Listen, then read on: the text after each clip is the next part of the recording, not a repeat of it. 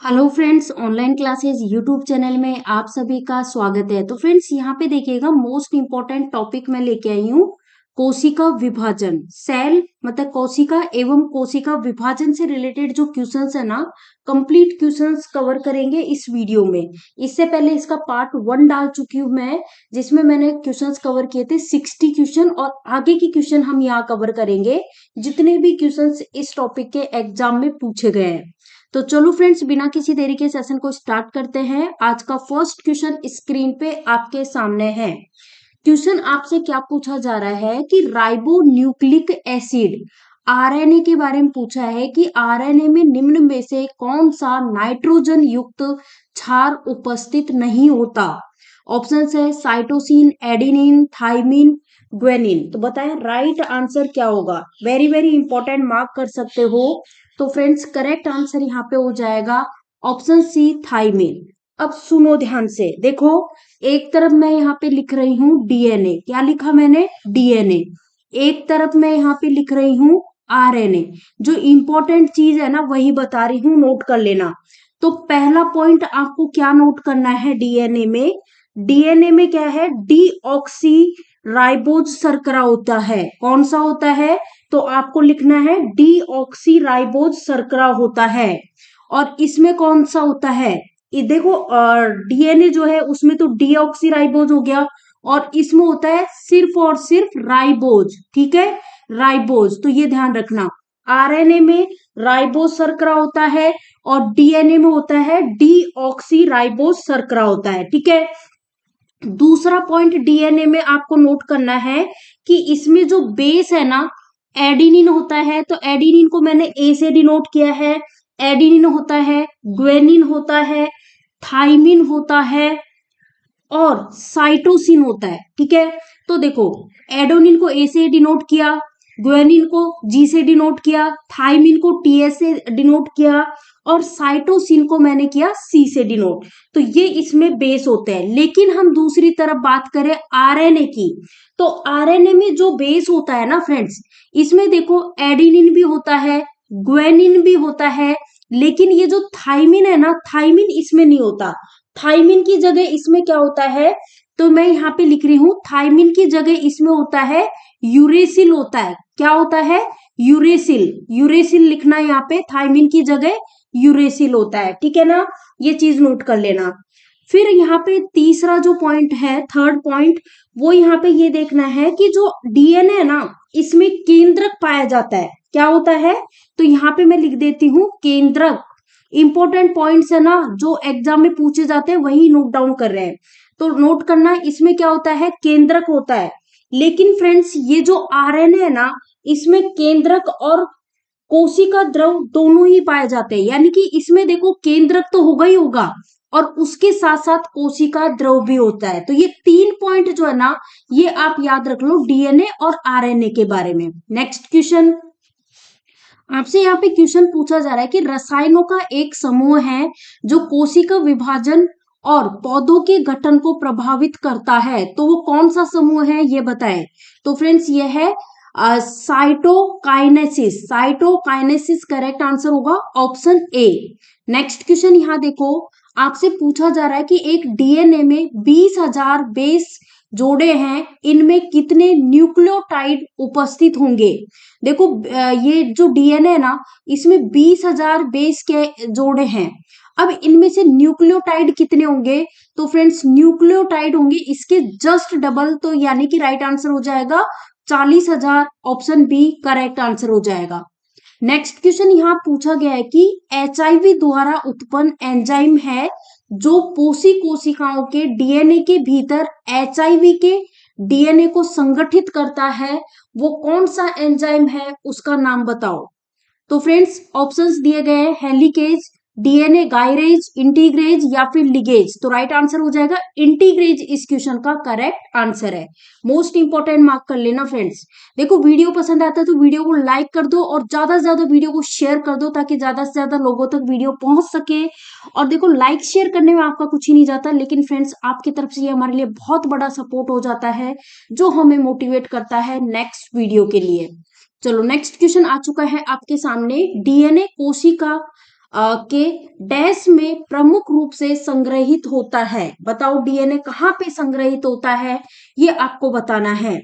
तो डीएनए की हम बात करें तो नाभिक में संग्रहित होता है। किसमें? नाभिक में, न्यूक्लियस में संग्रहित होता है। डीएनए की बात करें तो देखो, अच्छा मुझे ये बताओ डीएनए की खोज किसने की थी? डीएनए की खोज किसने की थी? 1953 1953 में जेडी वॉटसन और क्रिक ने डीएनए का जो डबल हेलिकल मॉडल जो है ना, द्विकुंडलिक संरचना मॉडल, इसकी खोज की थी। ठीक है ना, ये भी याद रखना। और फिर उसके बाद ये जो जेडी वॉटसन और क्रिक है ना, उनको इस काम के लिए 1962 में नोबेल पुरस्कार भी मिला था। ये भी इंपॉर्टेंट फैक्ट है इसका। नेक्स्ट क्वेश्चन आपसे पूछा गया है कि डीएनए किस पर हाइपरक्रोमेटिसिटी दर्शाता है? डीएनए जो है वो किस पर हाइपरक्रोमोसिटी दर्शाता है? तो करेक्ट आंसर हो जाएगा friends option A correct answer हो जाएगा, हीटिंग यहाँ पे राइट आंसर है। नेक्स्ट क्वेश्चन यहाँ देखो, कौन सी कोशिकाएं पौधों के विभिन्न अंगों को जन्म देती हैं और पौधे को बढ़ने में मदद करती है? स्थायी त्वचीय, मेरिस्टेमेटिक या फिर प्रोड? तो राइट आंसर हो जाएगा मेरिस्टेमेटिक, यहाँ पे करेक्ट आंसर हो जाएगा ऑप्शन सी। नेक्स्ट क्वेश्चन यहाँ देखो, आपसे पूछा जा रहा है कि सामान्य कोशिकाओं में डीएनए से आरएनए तक आनुवंशिकी जानकारी के प्रवाह की प्रक्रिया जो है ना, इस प्रोसेसिंग को क्या कहते हैं? प्रतिलेखन, स्थानांतरण, अनुवाद, परिवहन? तो फ्रेंड्स इसे कहते हैं प्रतिलेखन कहते हैं। तो आपका सही जवाब है ऑप्शन ए करेक्ट आंसर होगा। डीएनए का काम क्या होता है ये बताओ आप सभी। डीएनए डीएनए का काम क्या होता है बताए? तो डीएनए का कार्य होता है, ये सभी आनुवंशिकी क्रियाएं जो होती है ना, उसका संचालन करता है। और इसकी इकाई क्या होती है? जीन। कई बार क्वेश्चन पूछा जाता है कि डीएनए की इकाई क्या होती है, तो उस केस में आपका आंसर हो जाएगा जीन डीएनए की इकाई होती है। और ये प्रोटीन संश्लेषण को नियंत्रित करता है, ये भी याद रख लेना। नेक्स्ट क्वेश्चन आपसे पूछा गया कि निम्नलिखित में से कौन सी कोशिका अंगक वनस्पति तथा पशु कोशिका दोनों में उपस्थित होती है, उसका नाम बताएं। ऑप्शंस है कोशिका भित्ति, या फिर लाइसोसोम, या फिर हरित लवक, या फिर सूत्रकणिका? तो राइट आंसर क्या हो जाएगा? माइट्रोकॉन्ड्रिया इस क्वेश्चन का राइट आंसर होगा, माइट्रोकॉन्ड्रिया। अब देखो बात किसकी हुई है? माइट्रोकॉन्ड्रिया की हुई है। तो फ्रेंड्स माइट्रोकॉन्ड्रिया की खोज किसने की थी, सभी लोग बताएं। तो देखो माइट्रोकॉन्ड्रिया की खोज की थी अल्टमैन ने की थी। किसने की थी? अल्टमैन ने की थी। और क्वेश्चन पूछा जाए माइट्रोकॉन्ड्रिया की खोज अल्टमैन ने कब की थी, तो आपको याद रखना है 1990 यहाँ पे याद रखना है। ठीक है, 1890। दूसरी चीज आपको याद रखना है कि भाई अल्टमैन ने तो खोज की थी इसकी, लेकिन माइट्रोकॉन्ड्रिया नाम किसने दिया था? तो माइट्रोकॉन्ड्रिया नाम दिया था बेंडा ने। किसने नाम दिया था? बेंडा ने इसका नाम माइट्रोकॉन्ड्रिया दिया था। ठीक है ना, ये चीज याद रखना। और एक और चीज, कोशिका का शक्ति द्रव किसे कहते हैं? तो कोशिका का शक्ति द्रव भी किसे कहा जाता है? इस माइट्रोकॉन्ड्रिया को कहा जाता है। देखिए नेक्स्ट क्वेश्चन आपसे यहाँ पे पूछा गया है कि डीएनए का पूर्ण रूप, डीएनए का पूरा नाम पूछा गया है कि डीएनए का पूरा नाम क्या है? डीएनए का पूरा नाम फ्रेंड्स, डीएनए का पूरा नाम है deoxyribo nucleic acid. Deoxyribo nucleic acid इसका पूरा नाम है। और डीएनए की खोज किसने की थी? तो ध्यान से सुनो, डीएनए का जो डबल हेलिक्स मॉडल है ना, उसकी खोज किसने की थी, सभी लोग बताएं। तो फ्रेंड्स खोज की थी जेडी वॉटसन और क्रिक ने खोज की थी। और कब खोज की थी, तो मैं यहाँ पे लिख देती हूँ 1953 में की थी। और उनको इस कार्य के लिए 1962 में उनको नोबेल पुरस्कार भी मिला था इस काम के लिए। नेक्स्ट क्वेश्चन, निम्न में से किस कोशिका द्रवी कोशिकाओं को यूकैरियोटिक कोशिकाओं के भीतर प्रोकैरियोटिक कोशिकाएं माना जाता है? तो ये किनको माना जाता है बताएं। तो फ्रेंड्स ये माना जाता है माइट्रोकॉन्ड्रिया को। जैसा कि मैंने माइट्रोकॉन्ड्रिया के बारे में सब कुछ आपको बता दिया कि अल्टमैन ने इसकी खोज की थी। और जो माइट्रोकॉन्ड्रिया है ना, ये कोशिका में इनकी संख्या निश्चित नहीं होती है माइट्रोकॉन्ड्रिया की। ठीक है ना, जो कोशिका होता है ना सेल, उसमें माइट्रोकॉन्ड्रिया की संख्या निश्चित नहीं होती है। और कार्बनिक पदार्थों का ऑक्सीडेशन किसमें होता है, इसमें ही होता है, जिससे बहुत ज्यादा क्या होती है, एनर्जी, ऊर्जा रिलीज होती है। और इसी कारण इस माइटोकॉन्ड्रिया को क्या कहते हैं, पावर हाउस ऑफ सेल भी कहा जाता है। पावर हाउस ऑफ सेल यानी कोशिका का शक्ति केंद्र भी कहा जाता है। ठीक है ना। चलो नेक्स्ट देखें। आपसे पूछा गया है कि प्रकाश संश्लेषण वनस्पति कोशिका में स्थित होता है किसमें। प्रकाश संश्लेषण वनस्पति कोशिका में स्थित ये जो क्लोरोप्लास्ट है ना, इसमें होता है, क्लोरोप्लास्ट में। ऑप्शन बी करेक्ट आंसर है। नेक्स्ट क्वेश्चन आपसे पूछा गया कि निम्नलिखित में से कौन सा वो कोशिका अंगक है जिसमें पायरुविक अम्ल टूटकर कार्बन डाइऑक्साइड जल तथा ऊर्जा में परिवर्तित हो जाता है। तो कौन सा कोशिका अंगक है, तो फ्रेंड्स ये है सूत्रकणिका। Correct answer option C. Next question यहाँ देखो, आपको यहाँ पे बताना है, चार ऑप्शंस आपके यहाँ दिए गए हैं, इनमें से वो कौन सा कोशिकांग है जिसमें श्वसन और ऊर्जा उत्पादन के जैसी जैव रासायनिक प्रक्रिया होती हैं। तो फ्रेंड्स ये है माइटोकॉन्ड्रिया। माइटोकॉन्ड्रिया के बारे में सारे फैक्ट्स मैंने ऑलरेडी बता दिए हैं, तो मैं उम्मीद करती हूँ आपको सारी चीजें क्लियर होंगी। बड़े नेक्स्ट क्वेश्चन की ओर। यहाँ देखो नेक्स्ट क्वेश्चन, माइटोकॉन्ड्रिया शब्द किसने दिया था, बताओ। अब आपको बिल्कुल भी कंफ्यूज नहीं होना है। माइटोकॉन्ड्रिया शब्द मैंने क्या बताया था आपको, माइटोकॉन्ड्रिया नाम किसने दिया था, बेंडा ने दिया था। तो देखो कौन सा ऑप्शन हो जाएगा, ऑप्शन बी। और अगर पूछा जाता कि माइटोकॉन्ड्रिया की खोज किसने की, तो माइटोकॉन्ड्रिया की खोज की अल्टमैन ने। किसने की, अल्टमैन ने तो खोज की माइटोकॉन्ड्रिया की। और नाम माइटोकॉन्ड्रिया नाम किसने दिया, कार्ल बेंडा ने। नेक्स्ट क्वेश्चन, न्यूक्लियस के बाहर डीएनए कहाँ मिलता है। न्यूक्लियस के बाहर डीएनए मिलता है फ्रेंड्स माइटोकॉन्ड्रिया में। किसमें, माइटोकॉन्ड्रिया। तो राइट आंसर ऑप्शन सी बिल्कुल सही जवाब है। Next question most important, mark कर लेना।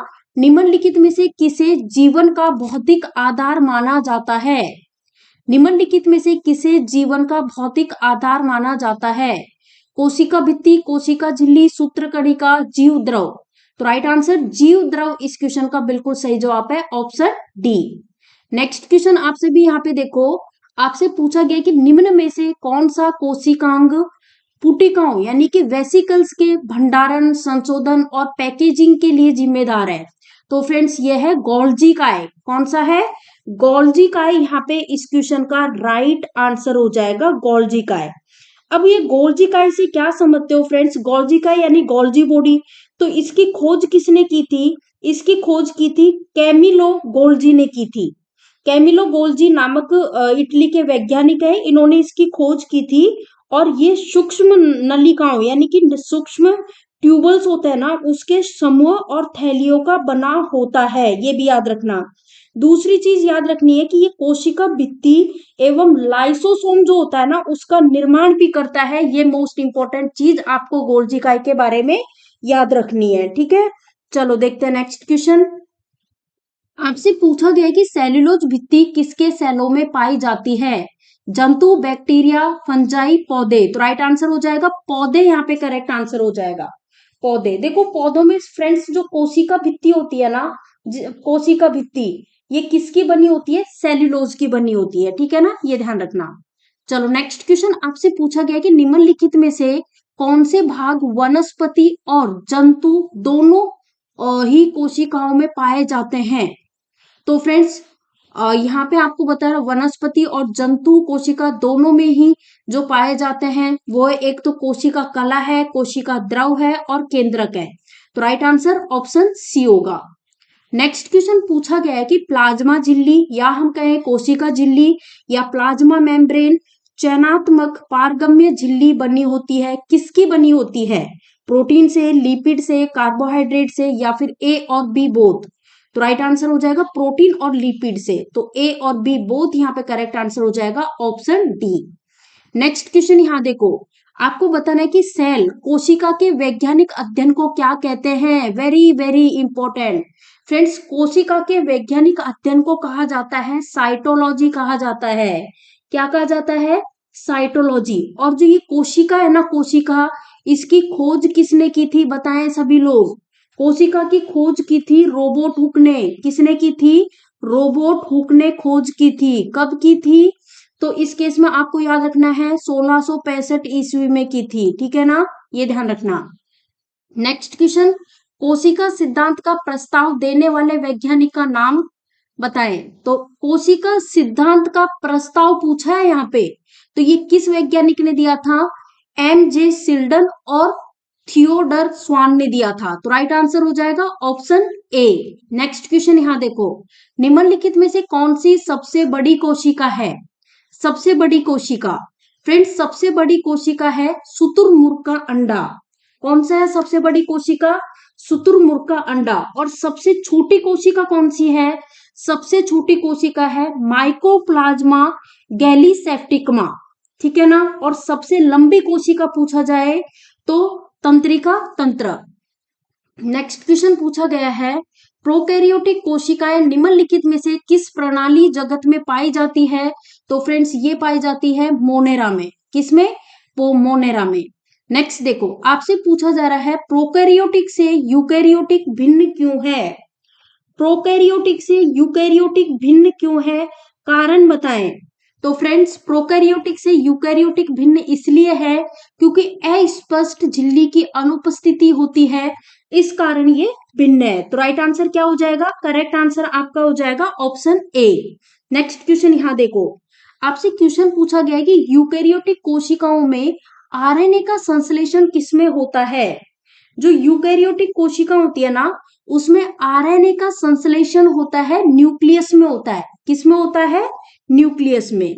नेक्स्ट देखो, नेक्स्ट क्वेश्चन यहाँ पे पूछा है ये पादप कोशिका वनस्पति कोशिका की भित्ति मुख्यतः किसकी बनी होती है? तो फ्रेंड्स ये बनी होती है, मैंने बताया भी था, सेल्यूलोज की बनी होती है। किसकी बनी होती है? सेल्यूलोज की। नेक्स्ट देखो, आपसे यहाँ पे पूछा गया कि किसकी उपस्थिति के कारण किसी पादप कोशिका और पशु कोशिका में अंतर पाया जाता है? तो ये किसकी उपस्थिति के कारण पाया जाता है? कोशिका भित्ति के कारण। देखो कोशिका भित्ति की बात करें ना, तो एक चीज ध्यान रखना, कोशिका भित्ति जो है ना पादप कोशिकाओं में तो होती है, लेकिन ये जंतु कोशिका में नहीं होती। ठीक है ना, तो इसके कारण अंतर पाया जाता है। नेक्स्ट क्वेश्चन पूछा गया है कि निम्नलिखित में से कौन सी कोशिकांग केवल पादप कोशिका या वनस्पति कोशिका में स्थित है? तो ये होती है कोशिका भित्ति। मैंने आपको बता ही दिया, कोशिका भित्ति पादप कोशिकाओं में यानी प्लांट सेल्स में उपस्थित होती है, लेकिन ये एनिमल सेल्स में नहीं होती। नेक्स्ट आपसे पूछा जा रहा है कोशिका का जीवित अंश जीव द्रव प्रोटोप्लाज्म क्या कहलाता है? ये जो है ना प्रोटोप्लाज्म, देखो कोशिका का जीवित अंश जीव द्रव प्रोटोप्लाज्म कहलाता है। तो ये किससे बना होता है ये बताओ। तो फ्रेंड्स ये बना होता है कोशिका द्रव, केंद्रक द्रव और अन्य कोशिकाओं को। Right answer option D. Next question यहाँ देखो, राइबोसोम किसके स्थल कहे जाते हैं? प्रोटीन निर्माण, प्रकाश संश्लेषण, वसा निर्माण, श्वसन। तो राइट आंसर हो जाएगा प्रोटीन निर्माण option A. Next question, protein संश्लेषण में निम्नलिखित कोशिकाओं में से किसकी भूमिका सबसे अधिक महत्वपूर्ण है? तो फ्रेंड्स ये है खुरदरी अंत प्रद्रवी जलिका और ribosome option B. Next question यहाँ देखो, लाइसोसोम लयनकाय एवं पैराक्सीसोम किससे बनता है? तो ये बनता है फ्रेंड्स गोल्जी काय में बनता है। गोल्जी काय से रिलेटेड सारे फैक्ट्स मैंने ऑलरेडी आपको बता दिए हैं कि इसकी खोज किसने की थी, बताओ किसने की थी? तो आपको याद रखना है कैमिलो गोल्जी ने की थी। और ये जो भित्ति है ना, ये कोशिका भित्ति और लाइसोसोम का निर्माण भी करती है। नेक्स्ट क्वेश्चन है कि कौन सा कोशिकांग है जो किसी भी भारी पदार्थ और खराब कोशिकांग को पचाकर कोशिका को साफ रखने में मदद करता है? वो कौन सा कोशिकांग है? तो फ्रेंड्स ये है लाइसोसोम है। फ्रेंड्स लाइसोसोम आप नोट कर लेना, लाइसोसोम की खोज की थी डी डुबे ने की थी, 1955 में खोज की थी डी डुबे ने। और लाइसोसोम को आत्महत्या की थैली सुसाइड बैग भी कहते हैं, क्योंकि बॉडी में जो डेड सेल्स और डैमेज सेल्स होते हैं ना, उनको नष्ट करने के लिए खुद को फाड़ करके सारा लिक्विड बाहर निकाल देता है, जिससे इसकी खुद की भी मृत्यु हो जाती है, इसलिए इसे सुसाइड बैग कहा जाता है। नेक्स्ट क्वेश्चन पूछा गया है कि कोशिका, जीवाणु कोशिका में सूत्रकणिका यानी माइटोकॉन्ड्रिया की संख्या बतानी है, कितनी होती है? तो जीवाणु कोशिकाओं में माइटोकॉन्ड्रिया की संख्या 0 होती है फ्रेंड्स, 0 याद रखना। Next question most important, mark कर लो। और फ्रेंड्स वीडियो पसंद आ रहा तो देखो वीडियो को लाइक कर दो और ज्यादा से ज्यादा वीडियो को शेयर कर दो। आपने अभी तक online classes for government exam YouTube channel को सब्सक्राइब नहीं किया तो सब्सक्राइब कर लीजिए। चलो, आपसे पूछा गया कि निम्नलिखित में से किसको कोशिका का शक्ति गृह यानी कि पावर प्लांट या फिर पावर हाउस कहा जाता है? तो मैंने आपको बताया था ना, किसको कहा जाता है? माइटोकॉन्ड्रिया को कहा जाता है। ठीक है, माइटोकॉन्ड्रिया। नेक्स्ट क्वेश्चन है, निम्नलिखित में से कौन सी कोशिका अंगक कोशिकीय श्वसन के लिए उत्तरदायी होती है?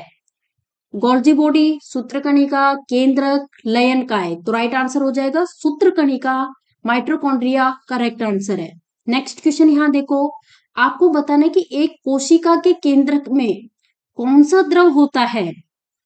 कोशिका द्रव, जीव द्रव, न्यूक्लियोप्लाज्म केंद्र द्रव या फिर न्यूक्लियोसोम। तो राइट आंसर हो जाएगा न्यूक्लियोप्लाज्म केंद्र द्रव होता है, ऑप्शन सी।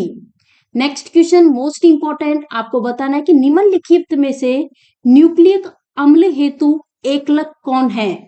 डीएनए, आरएनए, न्यूक्लियोटाइड या फिर फॉस्फेट। तो राइट आंसर हो जाएगा न्यूक्लियोटाइड, इस क्वेश्चन का राइट आंसर है ऑप्शन सी।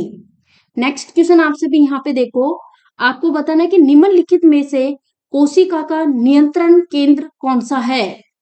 केंद्रक, प्लाज्मा, लाइसोसोम, क्रोमोसोम। तो राइट आंसर हो जाएगा केंद्रक, करेक्ट आंसर होगा ऑप्शन ए।